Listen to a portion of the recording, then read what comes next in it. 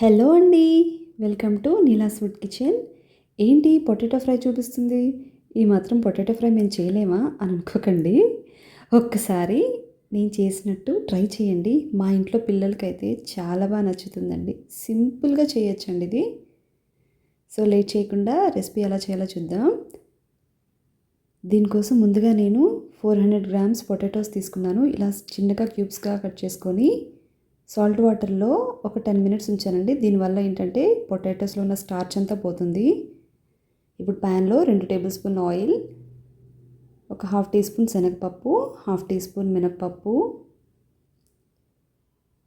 పావు tea spoon ఆవాలు, అలాగే పావు టీ స్పూన్ జీలకర్ర వేసి సిమ్లో ఒక 30 మినిట్స్ ఫ్రై చేయండి. 30 సెకండ్స్.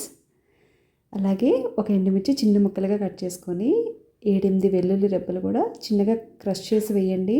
టేస్ట్ బాగుంటుంది. ఇలా ఒక్క నిమిషం పాటు ఫ్రై చేయండి. ఇప్పుడు ఒక రెమ్మ కరివేపాకు వేయండి.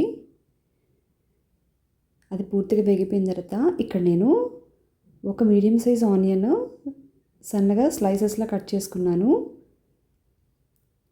ఉల్లిపాయలు ఎక్కువగా వేగనివ్వకండి, ఎందుకంటే పొటాటోస్ వేగేసరికి మొత్తం ఉల్లిపాయలన్నీ మాడిపోతాయి.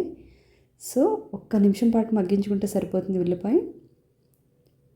ఇప్పుడు ఇందులోనే పావు టీ స్పూన్ పసుపు కూడా యాడ్ చేసుకోండి.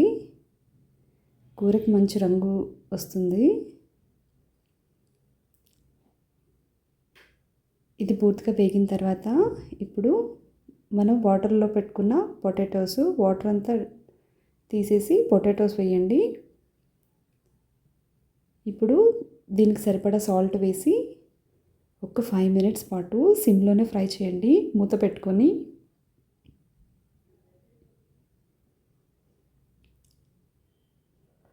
ఇప్పుడు 5 మినిట్స్ తర్వాత మూత తీసి చూడండి.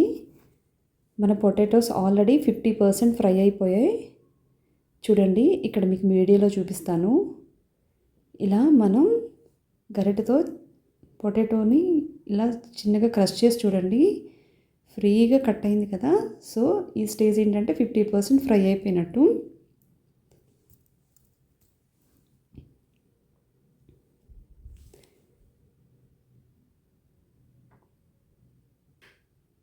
ఇప్పుడు ఇందులోనే 1 టీ స్పూన్ కారం వేసి ఒక్క నిమిషం ఫ్రై చేయండి.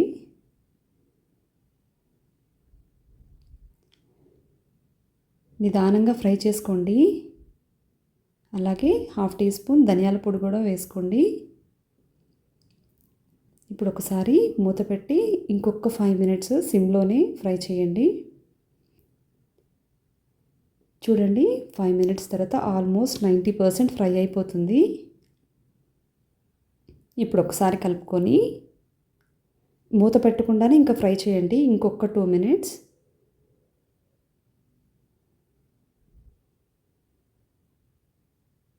చూడండి, మంచి కలర్ కనిపిస్తుంది కదా పొటాటో ఫ్రై.